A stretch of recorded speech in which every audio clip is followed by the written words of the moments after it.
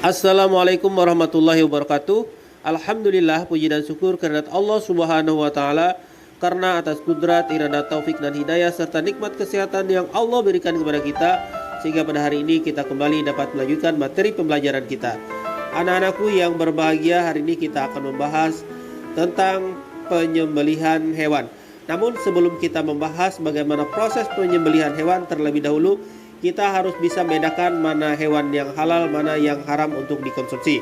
Oke, yang pertama adalah hewan yang halal untuk dikonsumsi, yakni hewan ternak seperti ayam, kambing, sapi, kuda, kerbau, bebek, unta dan lainnya, kecuali babi. Ya.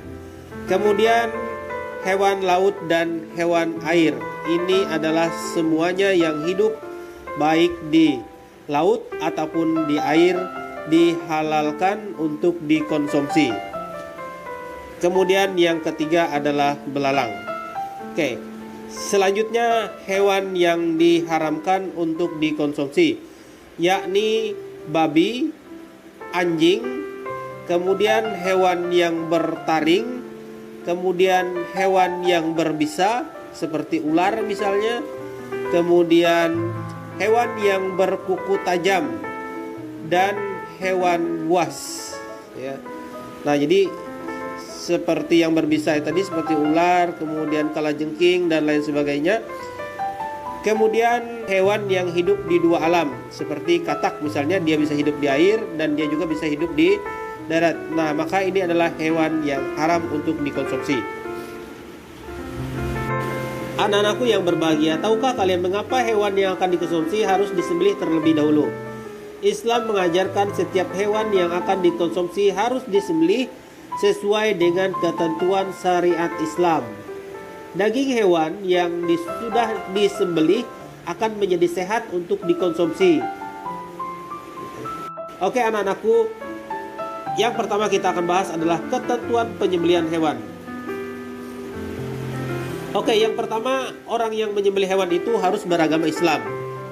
Jadi kalau misalnya kalian punya saudara dalam satu rumah yang berbeda akidah, yang bukan beragama Islam, dia yang menyembelih, maka walaupun hewan tersebut adalah hewan yang halal untuk dikonsumsi, maka tetap hukumnya menjadi haram karena disembelih oleh bukan orang yang beragama Islam. Jadi syaratnya sekali lagi bahwa yang berhak untuk menyembelih hewan yang dikonsumsi oleh orang Islam adalah orang Islam itu sendiri. Kemudian yang kedua, menyembelih hewan harus dilakukan dengan niat. Kemudian yang ketiga, menyembelih hewan harus dilakukan oleh orang yang baligh dan berakal. Jadi kalau orang gila, orang stres, maka tidak diperkenankan untuk menyembelih hewan. Kemudian yang keempat, menyembelih hewan harus membaca basmalah atau menyebut nama Allah, karena tidak diperbolehkan menyembelih hewan selain atas nama Allah Subhanahu wa taala. Nah, kemudian ketentuan hewan yang akan disembelih.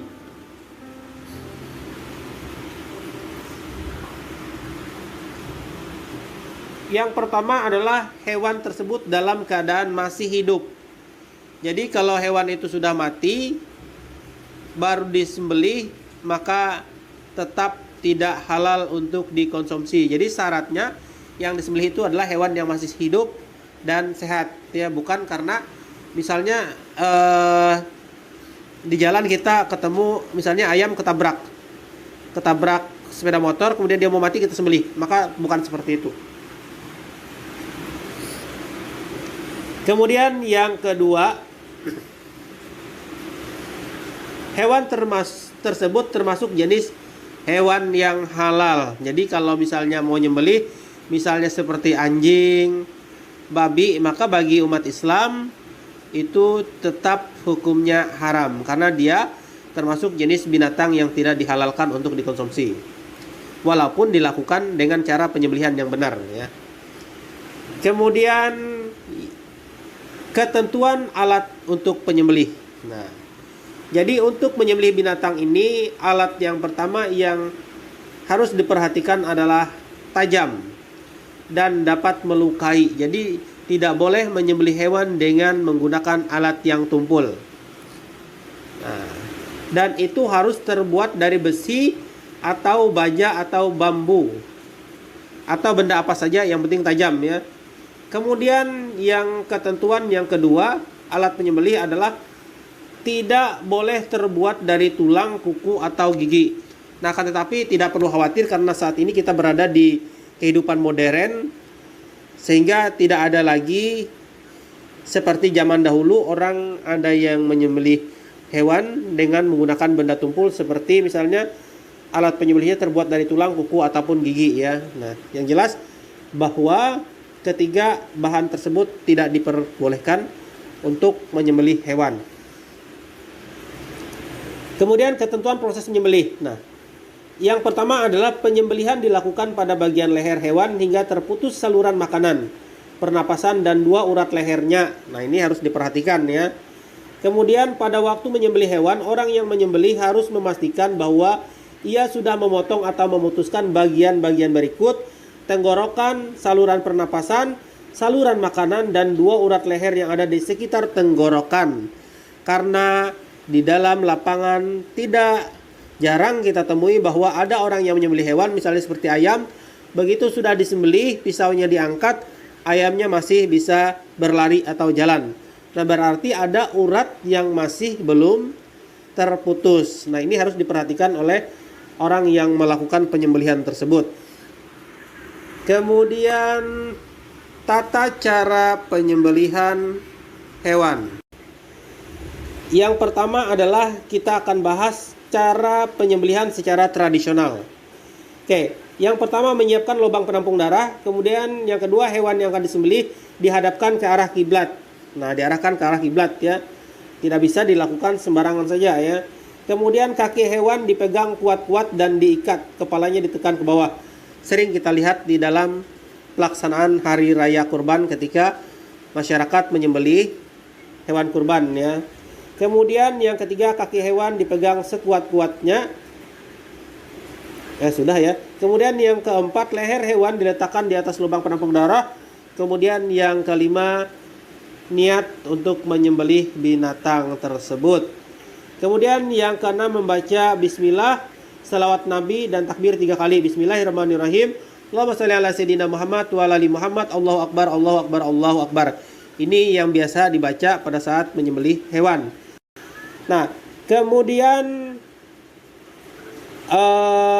cara penyembelihan secara mekanik. Nah, karena saat ini kita berada di zaman modern, maka tidak jarang kita temui ada orang yang melakukan penyembelihan hewan dengan menggunakan mesin. Nah, yang pertama, memastikan mesin pemotong hewan dalam keadaan baik. Kemudian yang kedua adalah menyiapkan hewan-hewan yang disembelih pada tempat pemotongan. Kemudian yang selanjutnya adalah penyembelih atau operator mesin berniat untuk menyembelih. Nah, kemudian ada orangnya yang berniat untuk menyembelih ya pada saat dia megang mesin atau operator mesinnya. Kemudian sama seperti tadi, membaca bismillah, salawat nabi dan takbir 3 kali. Kemudian lakukan penyembelihan dengan menghidupkan mesin pemotong. Oke, anak-anakku yang berbahagia, demikian materi kita pada hari ini. Semoga apa yang Bapak sampaikan bermanfaat dan bisa dipahami dengan baik. Apabila ada hal-hal yang tidak bisa dipahami, tidak dimengerti, maka silahkan dipertanyakan kepada Bapak melalui chat pribadi atau di WA grup kita. Demikian, billahi taufiq wal hidayah. Assalamualaikum warahmatullahi wabarakatuh.